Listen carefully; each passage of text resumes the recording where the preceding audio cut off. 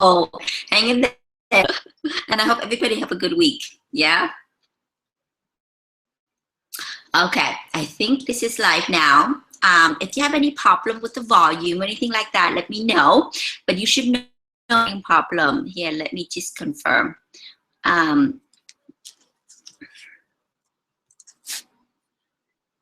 give me a second.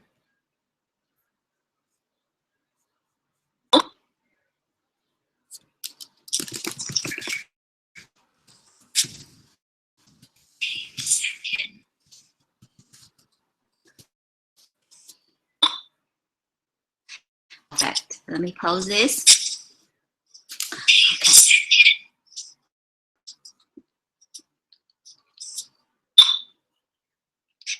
Perfect. Let me pause this. Okay. So thank you everybody for joining. Today's class, we're going to be talking about how to Today's class, we're going so today we're going to about how to pass an interview. And this is one of the most fundamental class because it's based on skill mapping, right? So many people would come and ask, like, how am I going to show the interviewer that I have the right skill sets for the job?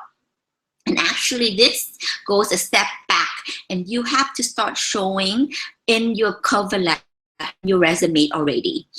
So we're going to use the same principle to apply to the cover and in the resume as in this session. But in this session, we're assuming you already passed the cover letter and you already have an interview team. So the first thing is, let me share a screen here for you. Let me share screen.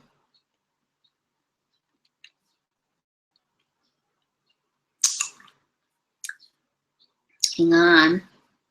Just sure that everybody can hear.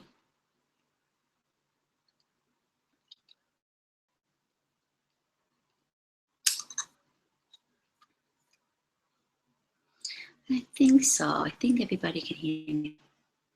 All right.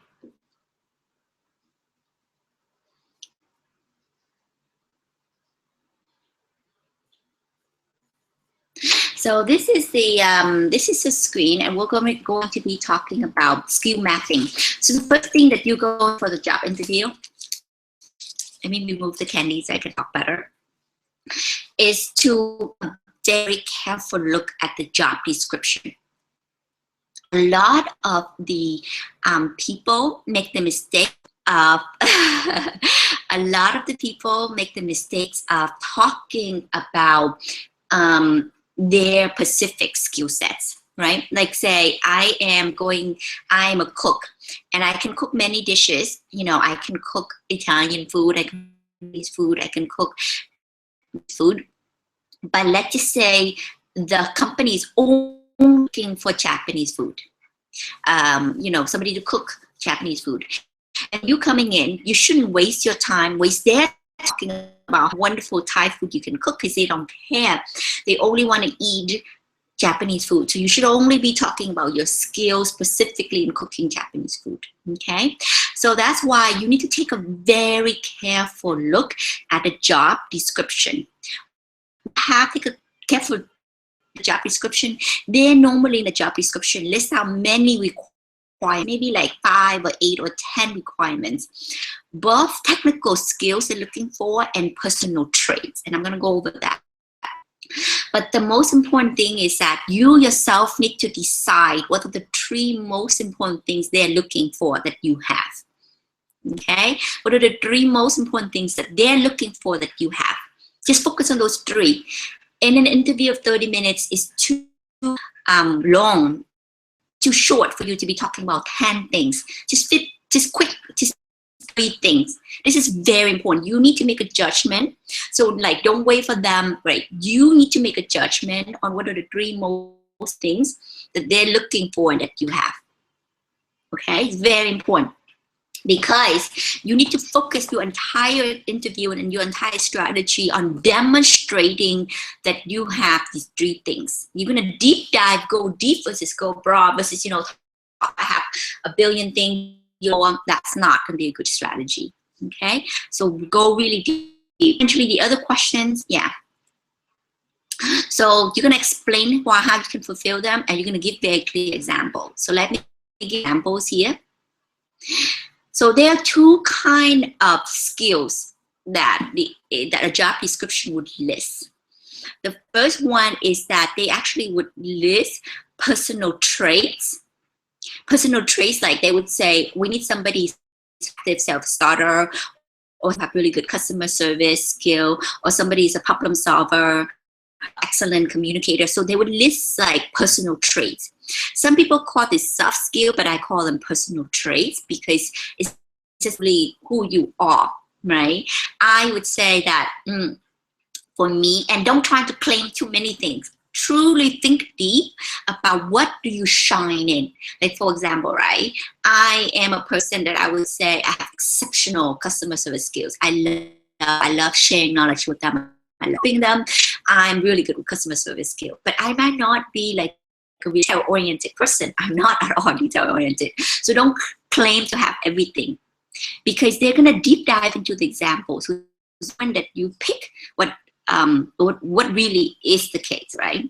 So they're also going to list technical skills, right? Technical skills typically is going to fall into professions. Like if you study sales, you study engineering, you study marketing, finance, or you've done those jobs, those professions. And they also might ask about industry expertise. These are also technical skills. Have you worked in the healthcare field before? Have you worked in technology? I misspelled technology. See, not very detail-oriented. Technology. Or have you, worked in, or they might ask for other technical skills. And this is going to pertain, let me just go back, sure that the class, okay, people can hear me. Yeah. Okay, so you need to make sure that the class is that they also might ask you about language skills, location related. These are all technical skills. Okay, now I'm going to move into an example where we are going to pick the top 3 things that people need and then work back. Remember, if you are a fresh grad, you might not have so much technical skills. Then you might have to emphasize more on the personal traits. But even if you have a technical skill, you should at least pick no trait, right? It's not just should be all technical. So let's go for an example. So in your Google Hangout, this page here, I have already typed in an example, and you can click on it, right? Example of job description mentoring needs Laura group. You can click on this page here, and I want maybe 1 minute to read quickly through it. This is a job description. They're looking for a management training. That means somebody who's actually quite young, brand new, fresh out of college. I pick a really easy example so that we can practice together, okay? So, and they're looking for somebody who's very smart. So if you scroll down here, right, they said that they're looking for somebody who graduated from a top university across the world in business engineering or qualitative views. So that is actually a technical skill. That's not something you can, since like if they ask for a business degree, you cannot just say, oh, you know what, I have something. It's not exactly. Either you have a business degree, engineering, or quantitative view. You can try to make a case why you don't have it, and you have that you can still qualify. Essentially, this is a technical, this is a skill that they're asking for. Rank the top 10% student, and again, this is quite technical. Very strong analytical skills, very technical. Exceptional communications and these are personal traits, right? These are some people actually either they have it or they don't really have it yet. And, and if you have it, you should definitely highlight it. Entrepreneurial spirit and hungry for success, self-starter approach, and highly enthusiastic and energetic. The last ones are definitely soft skill, personal trait. So I want you to take a look here. Take a look through this. Take a look at this job description. And I want you to pick out the 3 most important things that are asking for that you would have. Okay, so let me just give you a few minutes to do that. It's up to you, but take a few minutes to take maybe 1 minute just to, if you are applying for this job, what 3 skills would you highlight given what this is what? Okay, so let me give you a minute there.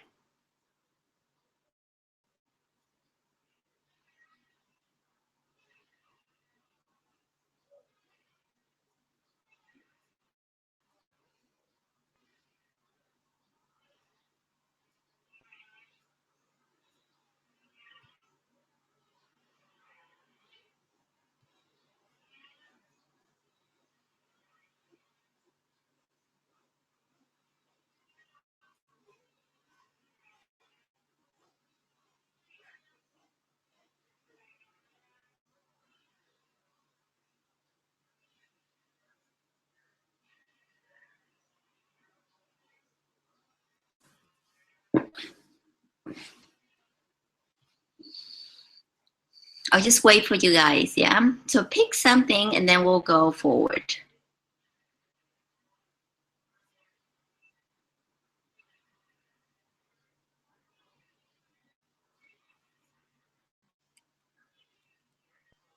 Okay, so I hope you have something.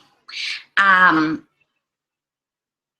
an example, this person picked 3 things in applying for this. It's all personal traits, not anything technical. Actually, you know, it's probably better if you can mix between the 2. If you can have like one technical skills. And the technical skill is analytical mindset, as an example. A strong analytical skill. But remember, whatever you pick, you have to be very careful because you have to be willing to back it up with real examples. You can't just pick something and then, you know, just for the heck of saying it. That doesn't work, right? So yeah, this person picked 3 things. The first one is a skill, which is strong analytical skills. Okay. The second one the person picked is a personal trait, which is saying that I'm an effective problem solver. Okay. And the third one the person picked is a solid team player. Okay. So now that you have taken a look at their job description and you narrow it down for them, 3 things that you think they need the most that you have at the same time, then you can go ahead and type it out. Okay, so in the interview, you'll be the one who makes sure they remember these 3 things. Don't talk about other things. If you already picked these, don't talk about, you know, being an exceptional communicator unless they ask for it. They don't ask for it, they stick with these 3 things because these 3 things is already enough. It's very important, okay? Already enough. Don't try to cover everything they ask for. Just pick 3 things that you think are the most important. Not like, you know, that's just nice to have is most important. Now, what you have, so the next column that I want you to type in, remember, right? The first column is top 3 requirements that they're looking for. The next column is what have you done? And in this column is where you yourself need to put in actual examples of your past job to prove that you have done this, that you have actually have strong analytical skills. Walk into an interview and you say, you know, they ask, why are you a good fit for this role? And they're going to ask, right? And you're going to be saying, well, one of the reasons why I'm a good fit for this role because I have a very strong analytical skills. Then you have an example. You can't just say it. Nobody's going to believe you. So the example is, as an example, you say, you know, I have been working as a researcher under my professor at, you know, NUS or at UC Berkeley for the past 2 years doing research, right? And research is going to be published next month or whatever. You get to give some examples. It's very important. Okay, and then the next box after that is what you can do for the new company. This is where you can truly stand out and make the interview so much easier, because they don't just know what you've done in the past. They want to know what you've done in the past, and if you understand what they need, and if you can explain to them what you can do for them, right? So if, an example, I would do a lot of research and watch my video how to do research. This is for Zalora as a company. I would do research thoroughly on what Zalora does. And then I would say, you know, my understanding is that your company is already really strong in Singapore, as an example, and Vietnam, and not as strong, you know, in, like, say, Philippines. So my analytical skill can be helpful because they study why you're wrong, trends, do data analysis to understand why you are very Singapore and Vietnam, and take those lessons and apply to the Philippines market. Okay, or you do the research and you see that they're expanding to a brand new product, they're covering a new market, and then you can tell them. So if you can make that jump between what they specifically need, what you have done in the past at your old job, and then what you can also do for them in the job, would be fantastic. That would make me as an interviewer feel like, first of all, you very clear understanding of who you are, of the job description. You can prove to me that you already have these research skills and the analytical skill because you've done that in the past. And then you also make the connection for me, what you can do for us at the Kikon company. It makes my life so easy. I can just sit here and listen. It's like music to my ear. Okay, so this is really important. So that's essentially, that's it. Okay, and you need to map out this matrix for all 3 traits. This is the most important matrix. And during your entire, once you map this out, the beautiful thing is, it's like you're having a map in your hand. You're going into a job interview. You don't wait for them to, like, essentially the entire purpose of the job interview is to establish this map right here in front of you. If you already have it out, you can give it to them, or you can just walk them through it. But as job is to make sure that they understand this map when they leave the room, right? When they leave the room, they're going to be thinking, oh yeah, John is such a good problem solver. He, you know, he was working in his internship, and he was a person that cleared the bottlenecks in that company, and this is what he can do for us. Very clear examples. Okay, so this is where you should the entire discussion of the job interview. Of course, the 20% rule, right? 80% of the time they will be talking about this map. 20% they may be talking about cultural fit. They may ask you some other problems to really, or questions to really test your problem solving skills. But if you can map this out clearly, then that would be such a fun time when you walk in the room, because you don't really have, you're guiding the discussion. Okay, so I'm gonna go back here. I'm gonna check on this to see if there's anybody. Okay, no problem there.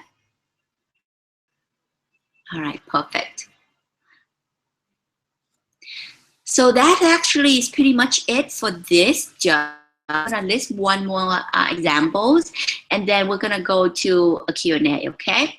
The next examples I have here is a CEB job with CEB.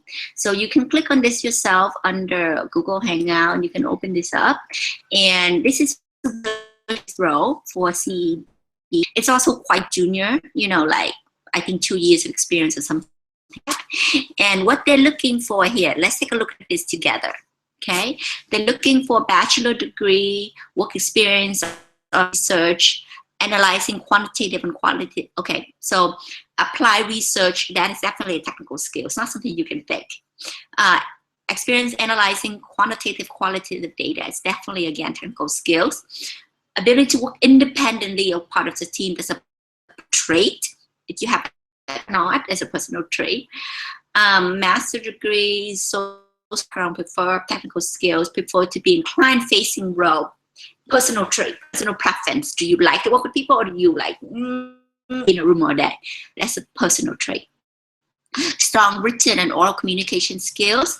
This is a borderline between technical. Yes, it is technical. Communication. Well, actually, communication is also an art. Some people naturally have it, but you can also learn it. So this can go both ways. Experience in conducting primary research. So again, this is a technical skills.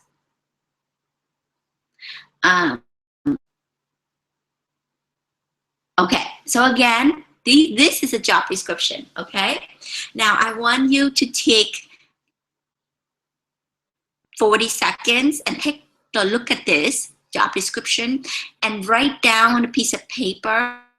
If you are applying to this job, you are, but if you are applying to this job, what are the 3 things you would highlight? Okay, so do that.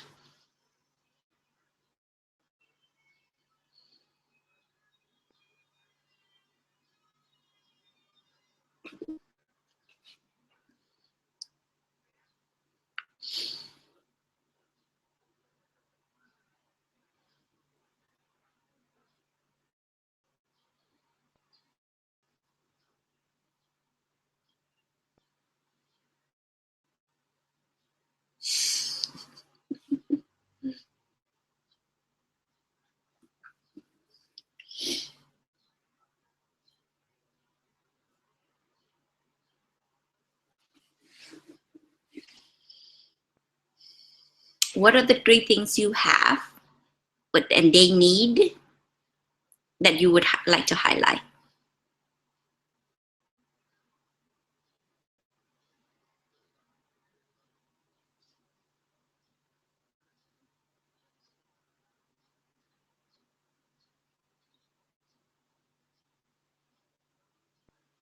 When you can really highlight it, you know, it's like dating again, right? They would love to, like if they're looking for a boyfriend or a girlfriend and you have exactly what they're looking for, then it's just such a good fit. They feel so good. But if not, if you have the worst case scenario is half they're looking for, but you don't spend the time to examples, then the interview process is like actually like pulling teeth, so painful, because they ask you a question and you're not prepared, you don't know what exactly they're looking for, but what they're looking for is actually already in the job description. Yeah, so you really need to spend time. All right, I hope you pick out the 3 things that you would highlight. So let's go to my thingy. Okay, so this is up to you, but this person have pick out 3 things that she would highlight. And the first one is that she would highlight that she has technical skills, which is research background. The second one she would highlight that she has a personal trait, which is exceptional customer service skill. The last one is that she would highlight that she has a strong team player, right? Again, pick very carefully, because once you pick them, you're gonna have to give examples to back it up. So if you have solid research background, you need to show that you have, like, you know, I was taking classes on research, working for a company, and my job was to design surveys or whatnot. You need to state this clearly, and the impact of your work. Okay, then next is what you can do for the new company. And this part, like I said, goes back to really understanding what the new company does. If you don't understand what the company does, you're not going to be able to map it out for them. Okay, so here, let me show you what the new company does, and you should do the research on this, right? See, it says CAB, you know, helps companies with the intelligence to effectively manage talent, customers, and operations, right? It's trusted partner to 90% of the Fortune 500 companies. So I would say that, you know, I would make the connection and say that, look, CAB is very strong in research, and especially in finance, right? my strong background in being a researcher will help you to grow your client base, especially here in this region, right? So you kind of need to understand what they are looking to do. You need to understand like what areas they're moving into and how they make their money, and make the connection of yours, how you're gonna be able to help them. Yeah. So treat it, you guys. Let me know if you have any questions. Let me know if you have any questions, and we'll there.